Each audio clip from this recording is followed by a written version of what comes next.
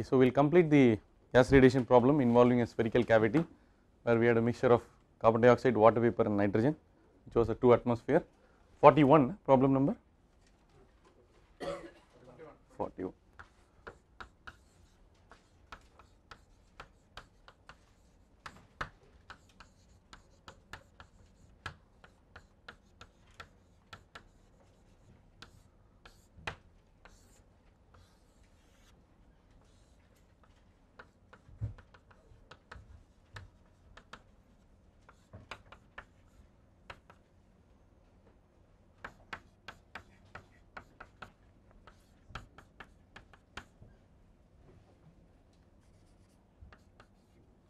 Kelvin, right?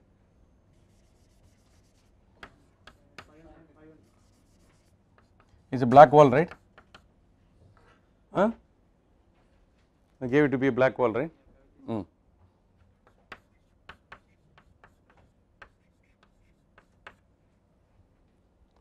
So, yesterday we looked at the charts repeatedly and arrived at the epsilon g, that is the emissivity of the gas. So, epsilon g was 0.36.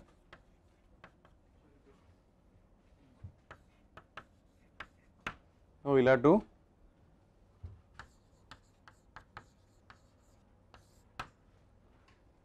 to get alpha g. Yeah, the first step is to get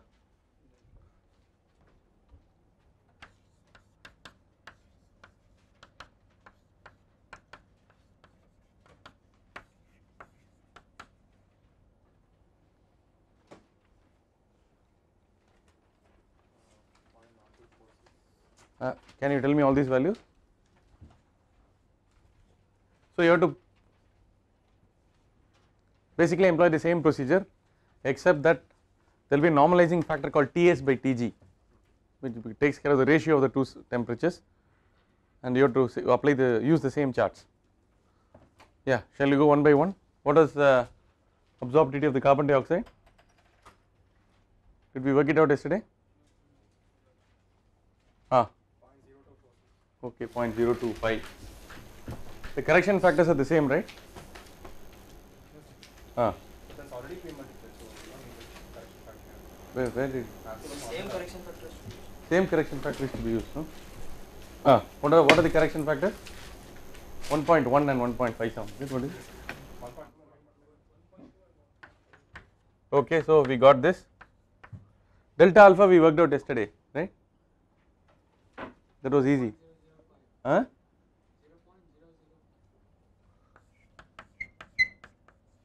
Okay, just get me the alpha of the water vapor and we are done. So delta alpha is almost 0, right? Very small.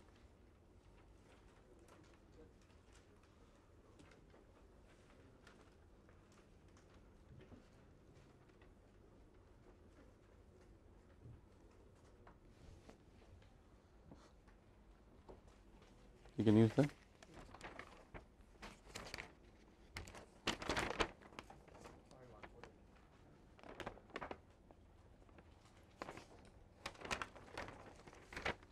Okay, so we use the same chart.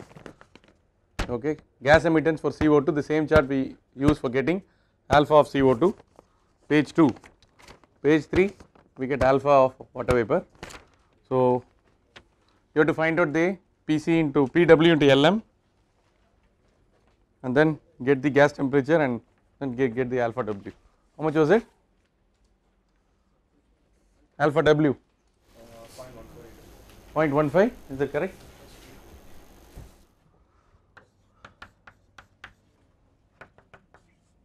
Others please check this.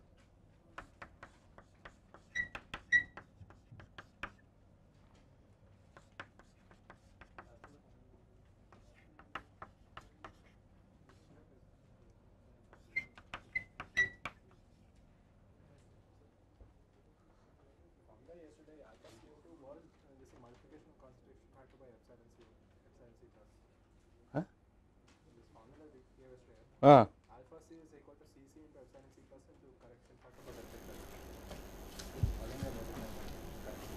No, which correction factor for temperature?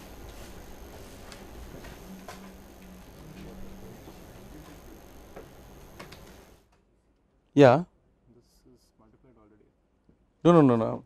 I didn't want you to tell me that. This is alpha c from the chart. Okay. I want this from charts. Okay, don't go to the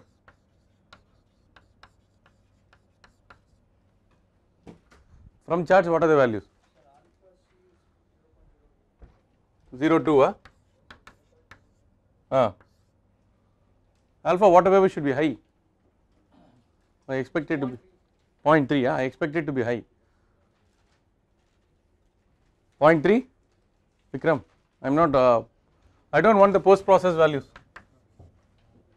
I don't want the post process values. We are doing step by step. Okay.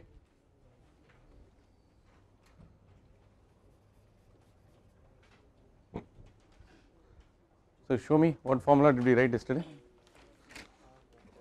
C into epsilon C plus. Huh? Alpha CO2 was epsilon C plus into Cc into this temperature reaction. This is epsilon C plus is basically. For as defined for this one. No, that Cc was not there. That we are already calculating, no, based on that.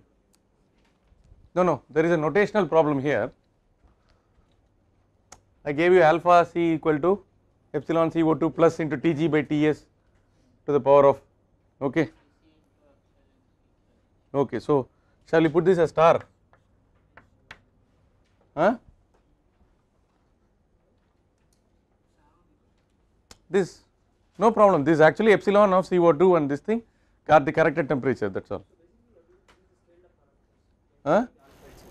You have to use these scaled up parameters while finding the alpha itself. Yeah, and then but then we are again multiplying by Tg by Ts. 0.02, 0.09. Yeah, you guys are, no scaled up. Okay, I want only the directly from the chart. First directly read from the chart with Ts by Tg and tell me. Then we will go step by step. Nah? Directly from the chart, what do you get? That is 0.04. Which one? After that you multiply the Tg by Ts. No, leave it. And the correction factor. No, I don't, before multiplying by correction factor, before everything. Huh? 0.4 this one?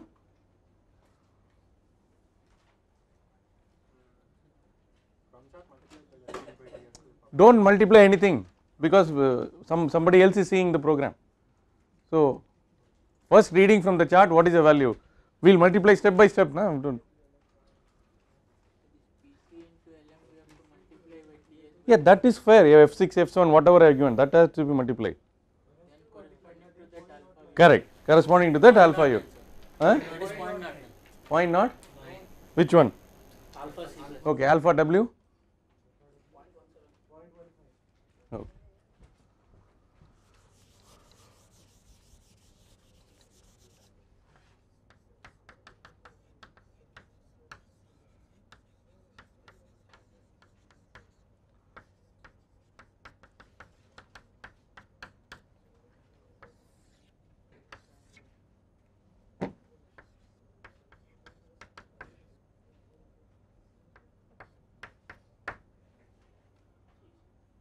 Correct, alpha c plus multiplied by that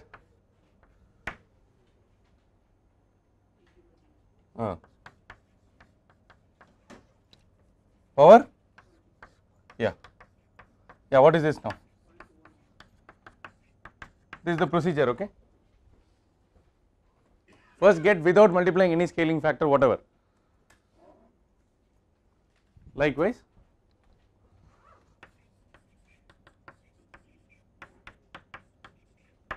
this will be Tg by Ts to the power of 0.45.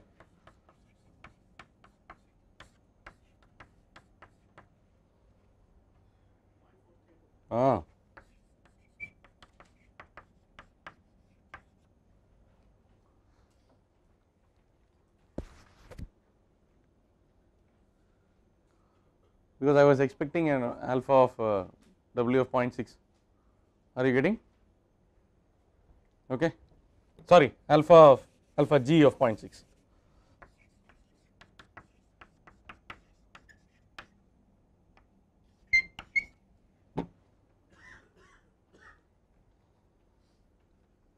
if I have given the formula,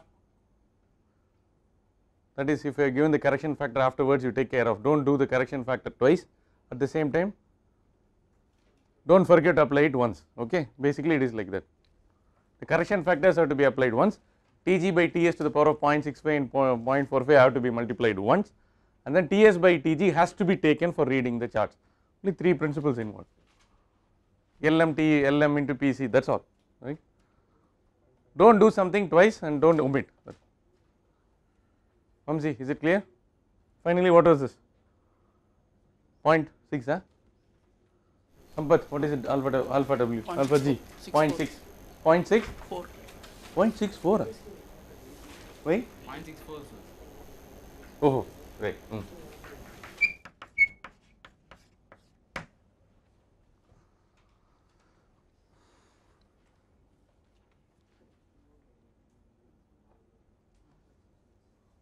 So, the most important thing you realize is epsilon g is not equal to alpha g, okay. Epsilon g is not equal to alpha g, it is not a grey gas. We cannot simply calculate epsilon g and proceed with the calculation. So, we will be stumped. So, the mixture of carbon dioxide and water vapor is a non-grey gas, okay. That is why it is good that these people develop, Hotel develop these charts. Now, we can solve the equation of transfer numerically and get this, okay, but this was done in 1945. Lot of things developed during World War II, including war, right. Okay. So, now we got the, what is the cooling rate required to maintain this fellow at 500 Kelvin or 400 Kelvin? 500 Kelvin. That means we want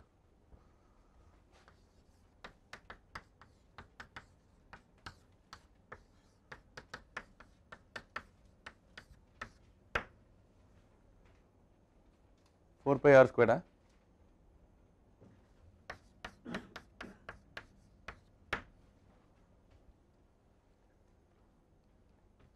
Is that correct? Sphere. So, this is the cooling rate required to maintain it at 500 Kelvin. Now, J1 is easy.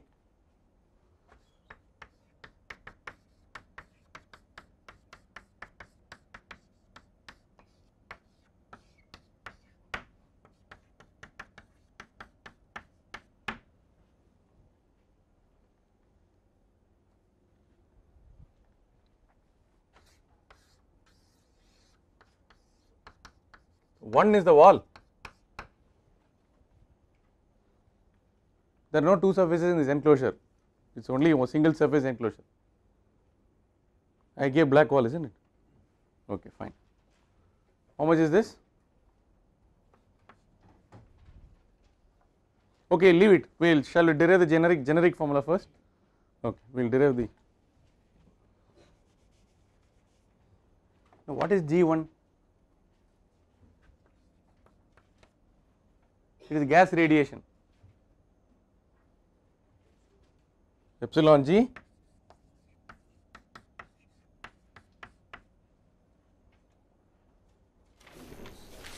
Fij Jj tau 1 tau Ij. There is only one enclosure, there is only one surface, okay, the other one is gas. Therefore, and F12 is not there, F11 equal to 1, the sphere sees itself fully, and tau 12 can be taken to be tau of the gas, correct. You can call it as tau g, therefore plus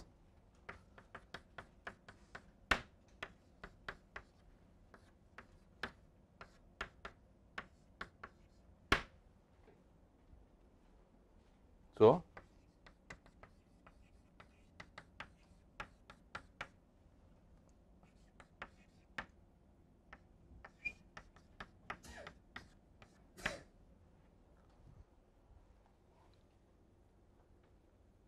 now what is this tau g?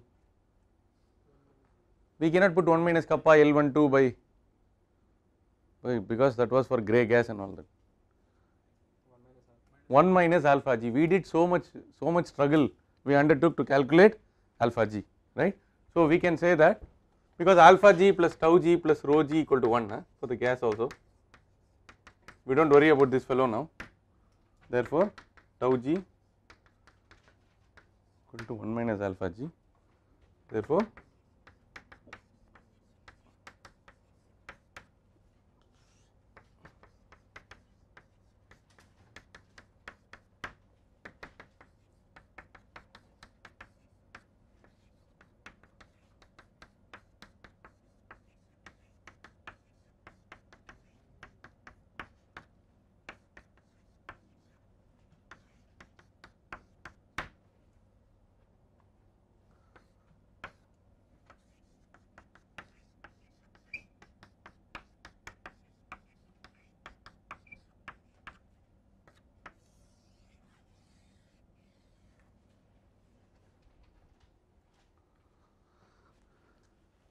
so if it is a single surface enclosure involving gas radiation, if it is a mixture of these gases, right, in the exam you can straight away use this final formula, you do not have to derive.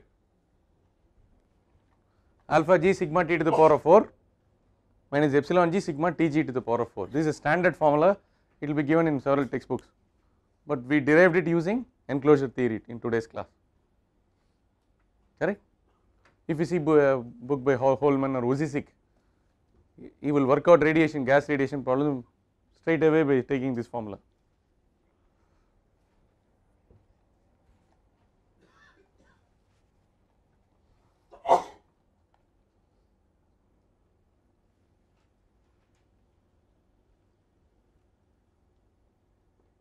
Okay.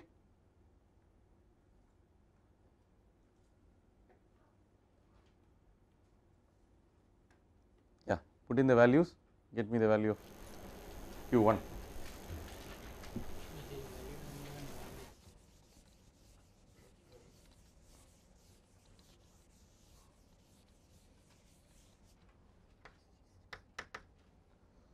What is alpha g? 0.64.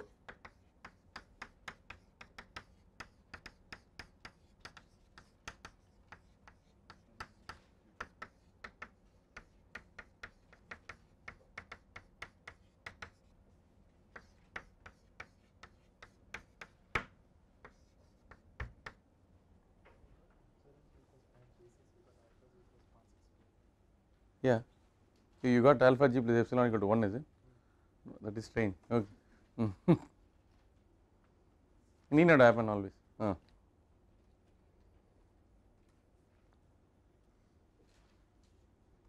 Yeah, kilowatts minus. Of course, it is minus, isn't it? Minus, sure. Kilowatt per meter square, is it correct?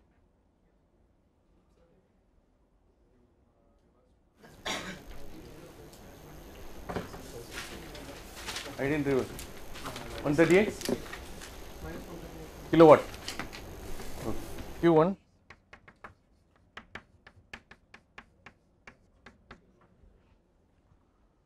you are not getting that, Sampath?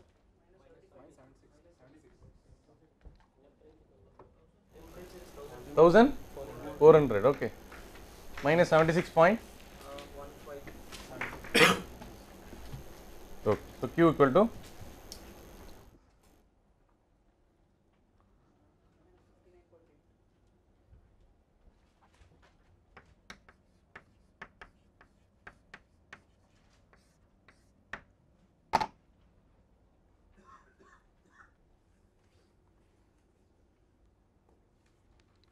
so what does it tell you?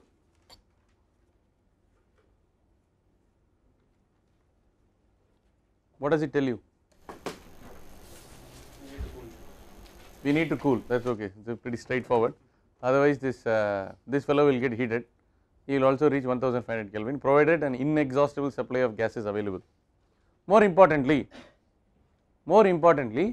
in this spherical cavity, if you put ethane or propane or LPG or butane, burn it, allow it to reach a temperature of 1500 Kelvin, okay, and you get a mixture of CO2, H2O and N2. It is possible to send tubes, it is possible to put tubes on the outside of the spherical cavity, send water and heat water at the rate of 60 kilowatts this is the power which is, this is the radiative heat transfer power which the gas is capable of transferring to the wall. So, this is, as you can see, this will be very important in furnace calculations, design of radiant superheaters and stuff like that. So, it is important in, so it has got engineering applications. Okay. Of course, you have got if different surfaces are at different temperatures, some of the surfaces are insulated and all that, then we are going to be in a lot of trouble. That question will arise. Tau of 1 to tau g, which from which Ts by Tg is with respect to which surface and all that. So, we will stop our calculations based on gas and one surface, that is all. Okay. So, this brings us finally to the end of radiative heat transfer. So, it has taken 3 months. So, 3 out of 75% of the course has been radiation, but I think we did about we had 34 classes. I think you got a good account starting from radiation loss to radiation properties, then view factors, then enclosure theory for non-gray surf, where we used spectral radiosity distribution and a band model. Then we introduced the equation of radiative transfer, gas in absorbing and emitting medium, and we got analytical solutions to the equation of transfer, solved simple problems like in 2 parallel plates, and then we found out what happens for the case of a radiative equilibrium, and then how to calculate emissivity and absorptivity for a gas mixture, how to apply it in a engineering problem. So, the last few classes what we have seen basically comes under the category of engineering treatment of gas radiation, because this is an engineering treatment. It is a recipe, it is a very quick way of solving problems by using charts, getting the properties, and this the complete detailed way would be to solve the equation of transfer for various spectra and then work out the gas. There is no need to define an overall absorptivity and transmissivity in that case. Then you will work out the intensity or the flux in each of these intervals and integrate. Okay. Now, we will finally start conduction heat transfer. So, we will have about 9 or 10 classes. Let us see what we can do, because conduction itself I can teach for 45 hours, right. So, it is also an exhaustive subject. Now, this class we will just see the introduction. I will make this material available on Moodle by Monday. Okay. So, did we see the introduction to the 3 modes of heat transfer in the first class? I explained to you about conduction, right. Okay.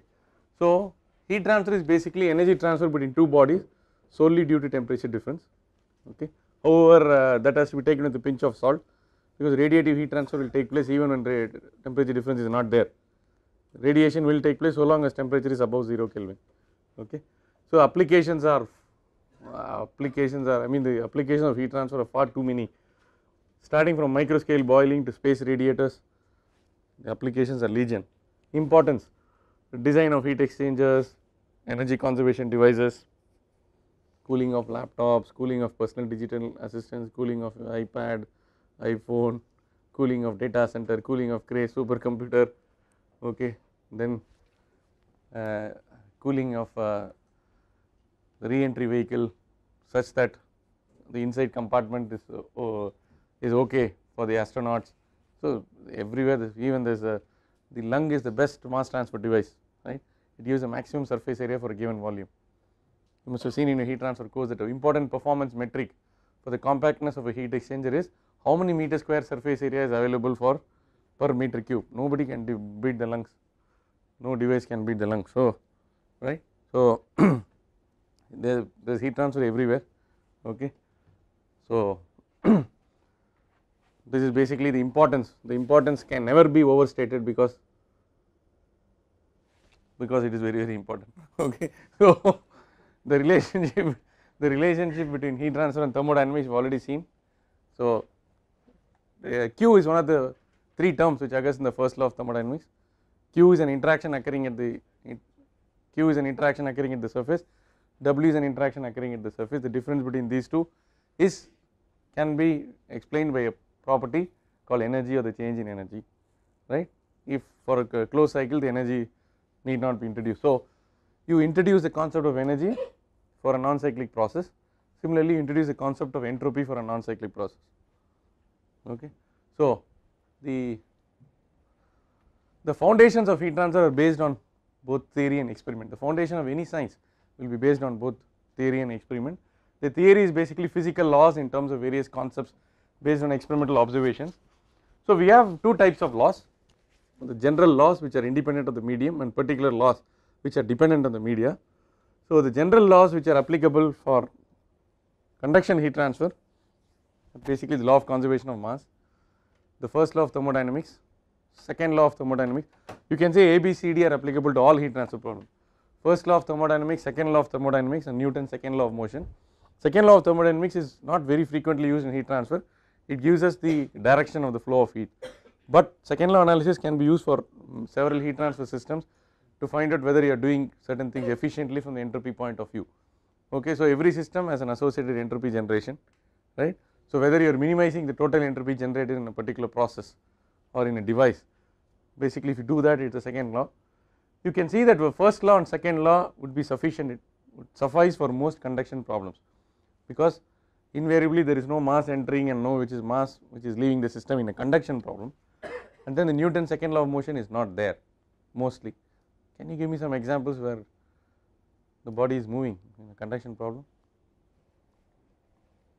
The body is moving or the heat source is moving.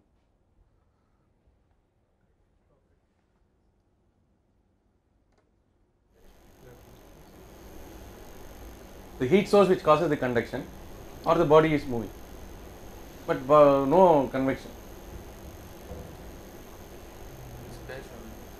The re-entry vehicle or a space application, whatever. So the body is moving, there is a velocity, and then you have got a convective boundary condition, or the boundary condition will come because of mv squared by 2. Mv squared by 2 is stopped and is converted to kinetic, converted to enthalpy on the surface. So these applications, the body is moving. Can you give me some applications where the source is moving? If you are welding and you are moving the welding rod, that is where the heat source is there. So it is a moving heat source problem. Okay, it is a moving heat source problem. So there are problems in which the heat source or the body move, but these are exceptions in conduction heat transfer. The general rule is that the body is not moving. The particular laws are three laws: the Fourier's law of heat conduction, Fourier's law of heat conduction basically for conduction heat transfer, the Newton's law of cooling for the convective heat transfer, and the Stefan Boltzmann's law of radiation for the radiative heat transfer. All these are particular laws which are not universally applicable, right. They are applicable only in specific situations. So if you apply the Fourier's law of heat conduction and the Newton's second law on to your first and second law of thermodynamics, it is possible for you to derive the general heat conduction equation. Okay, then finally you can say that the body is not moving. That will give rise to your Poisson equation, Laplace equation, then one dimensional heat equation, and so on, right. It is possible to apply Fourier's law of heat conduction and Newton's law of cooling to the law of conservation of mass, first law, second law, and Newton's second law of motion. What do you get?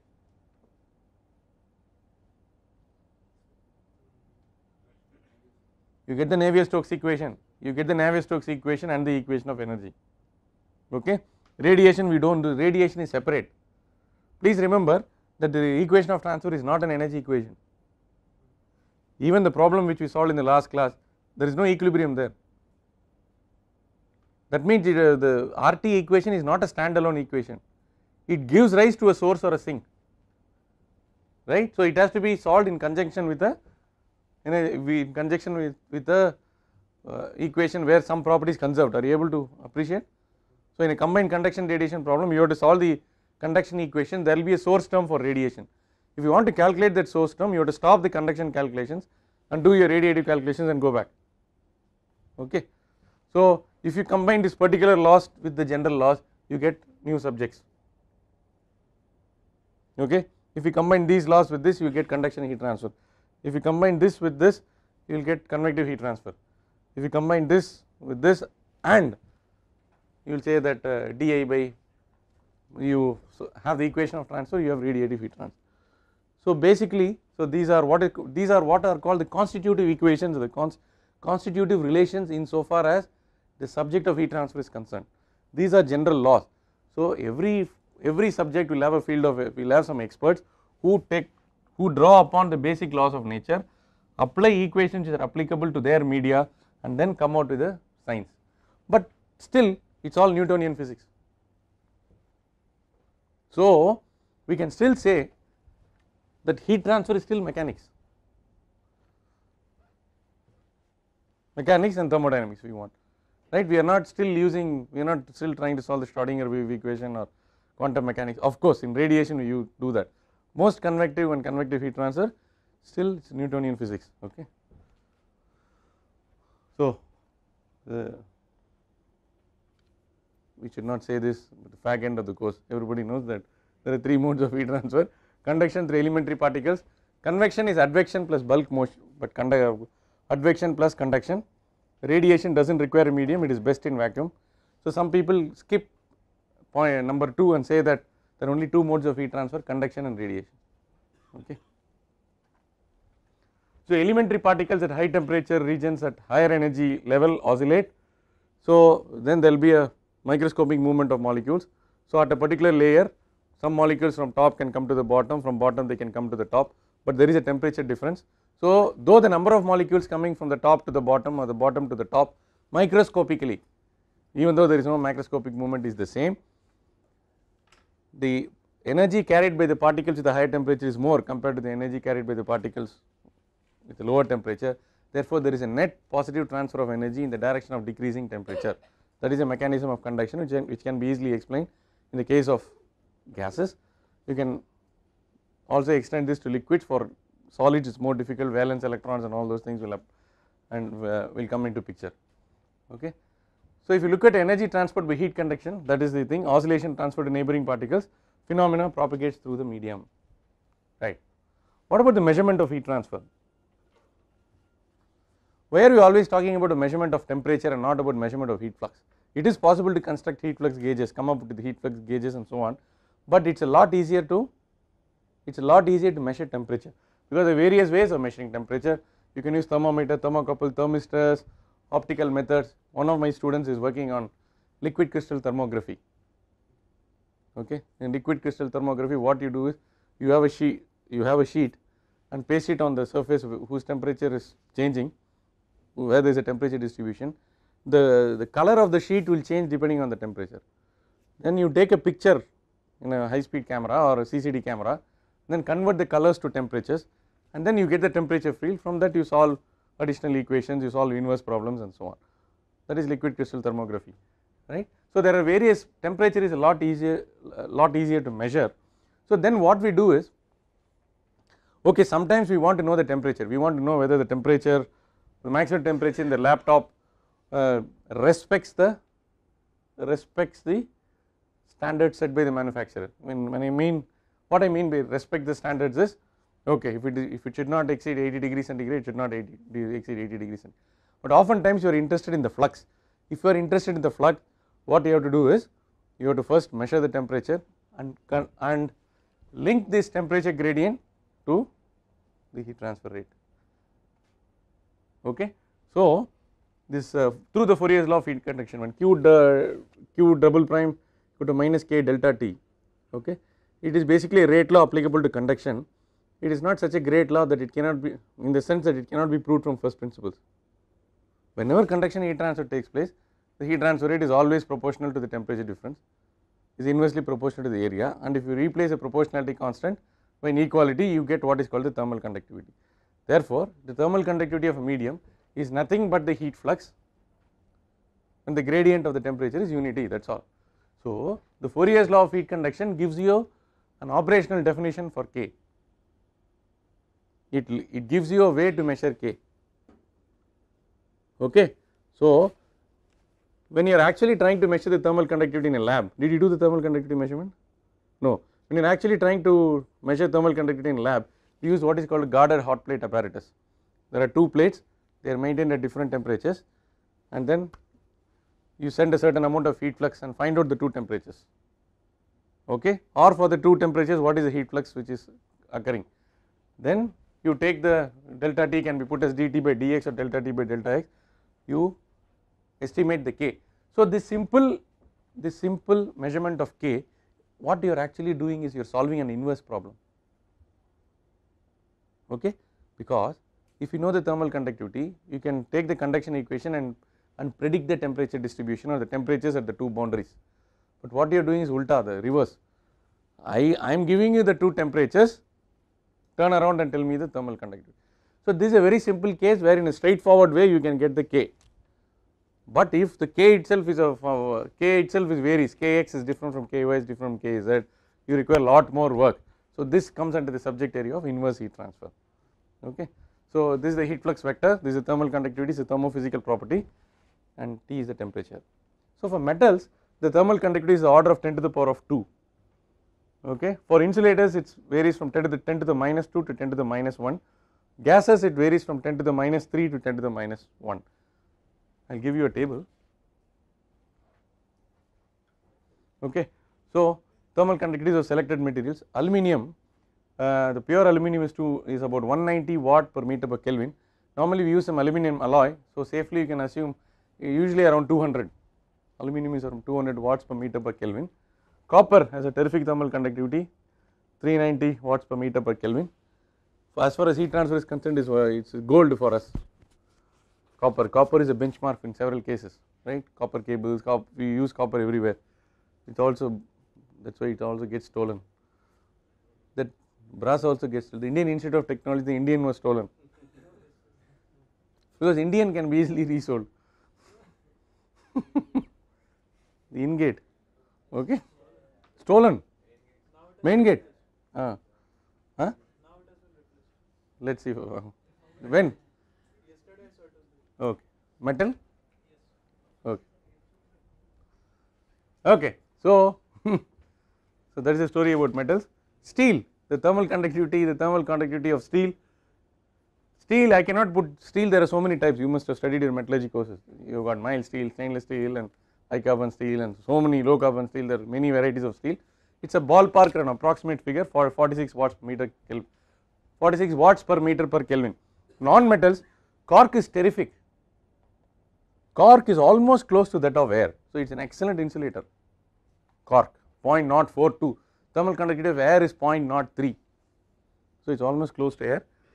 But you can, I have put silicon basically because you should not be under the impression that any non-metal will have very poor thermal conductivity. Silicon has a good thermal conductivity. Glass has around 1.2, asbestos is 0.151, asbestos is now banned, correct, because it is carcinogenic, asbestos you cannot use. Air from kinetic theory of gases, you know that the thermal conductivity of air will keep changing with temperature. So, this is for some particular temperature 297, 0.026, carbon dioxide is 0.0167, O2 0.16, oxygen 0.02, hydrogen is 0.182. So, if you see air, CO2, O2 they are all 0.0 something, okay, they are very poor conductors.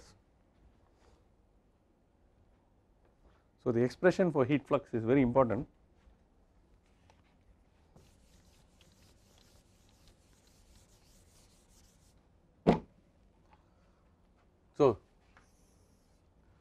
So, if this is your isotherm,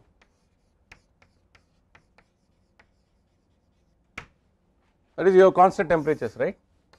I mean, so 100, let us say 100 degree centigrade, 90 degree centigrade. At this point, you draw a tangent, so the heat flux vector will be like this. So, sorry, what? Correct. The heat flux vector is normal to the heat flux vector is orthogonal to the isotherm, okay.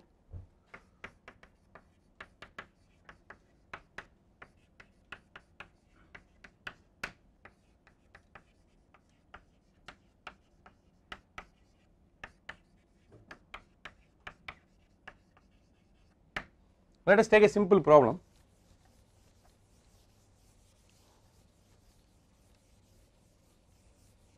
Just to illustrate the concept.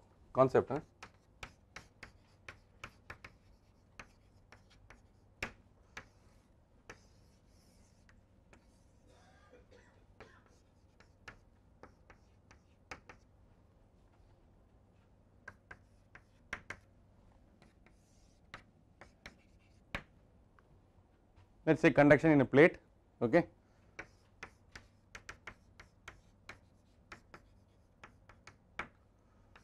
What should be the temperature here? So 1D problem, no heat generation, nothing, constant properties. What do you expect the temperature to be? 75. Okay, so this will be T of x. Okay, so isotherms are like this. It's not properly drawn, everything should be vertical. So this is the 100-degree isotherm, 100, 90, 80, 70, 50, 40, no, 100, 90, 80, 75, 65, 60, 55. So it should be like this. So the heat flux vector is orthogonal to the isotherm. Okay. So if you consider a problem, all of you have studied basic heat transfer, right? Let us consider a square slab.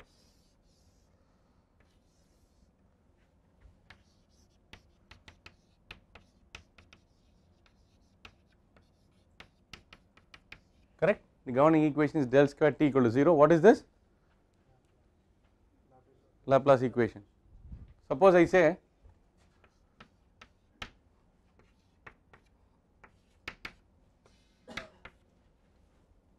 this wall is at 100, all the three walls are at 0 degree centigrade. How will the isotherms look like?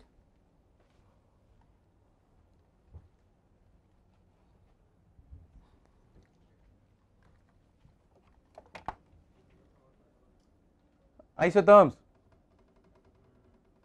not other way. Okay, so we will start like this. Please follow me. The 100-degree isotherm is this.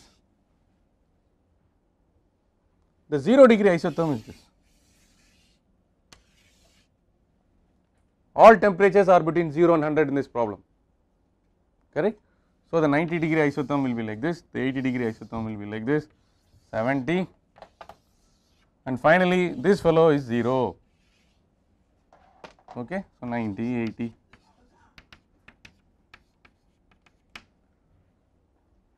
Now I leave it as an exercise to you.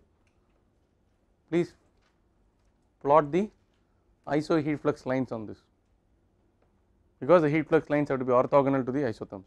Okay, fine.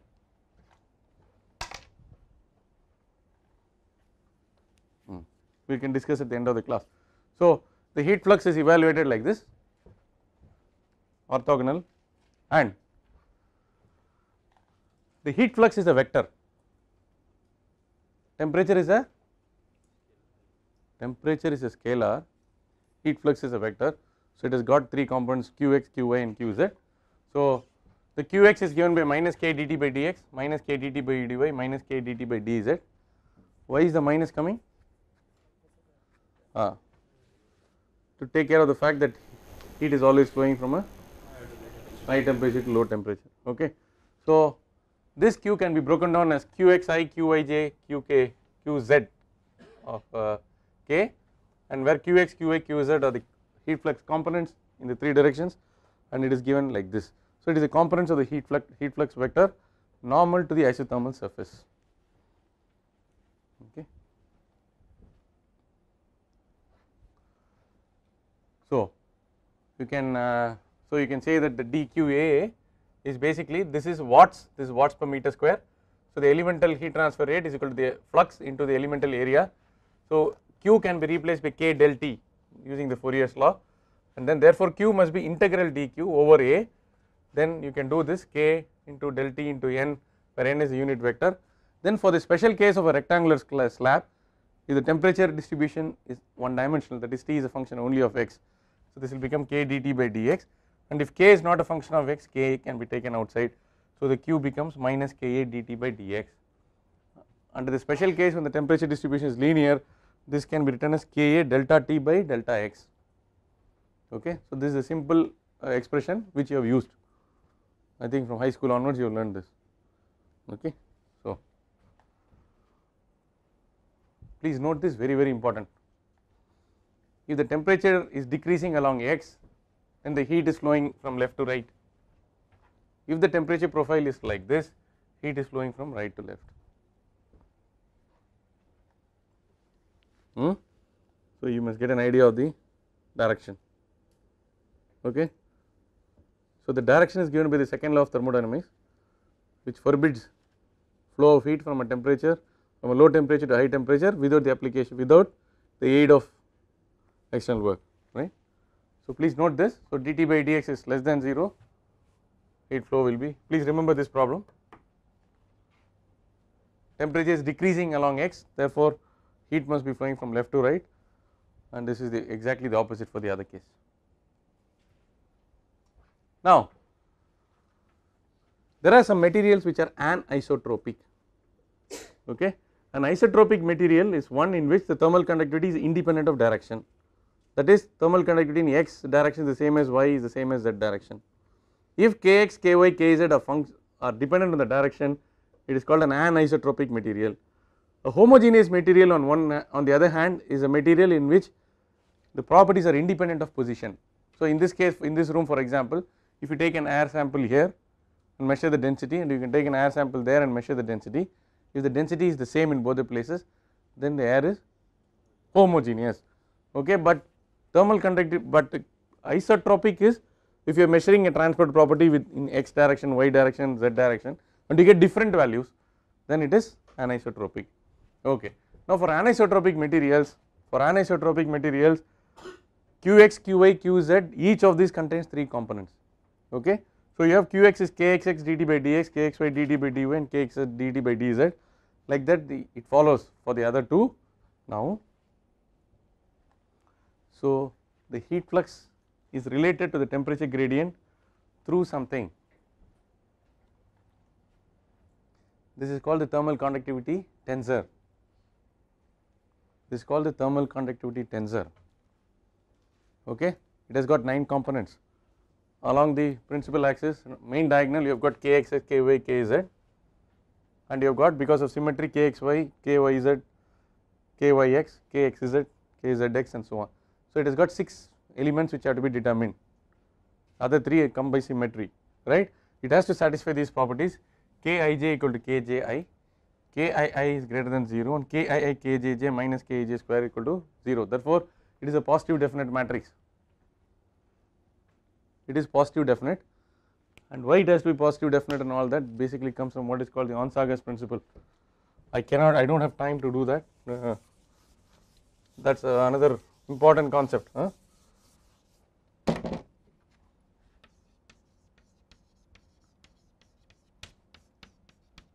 Have you studied this? Because somebody will get a doubt, sir, why should be like that? Why should ki should be greater than 0? Why should kij be equal to kji, and so on? All these questions will be answered by Onsager's principle.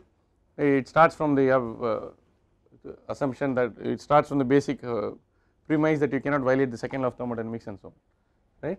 When are these, where will this be important? Anisotropic media occur, any laminated sheet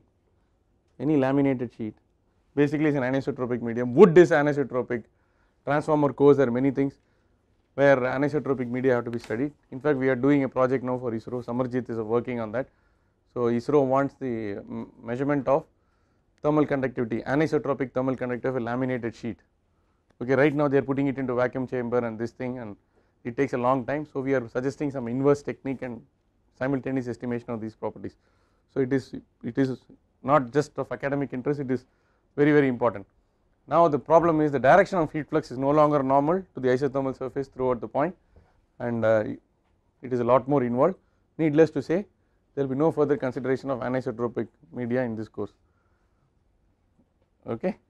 Now, this is the introduction to conduction. So, in the next class we will start with the energy equation, where the variable will be temperature, you will relate the temperature to the properties, and you will get a differential equation, partial differential equation for temperature, and then we will take simplifying conditions and reduce the equation, and we will try to get as many analytical solutions as possible. Okay.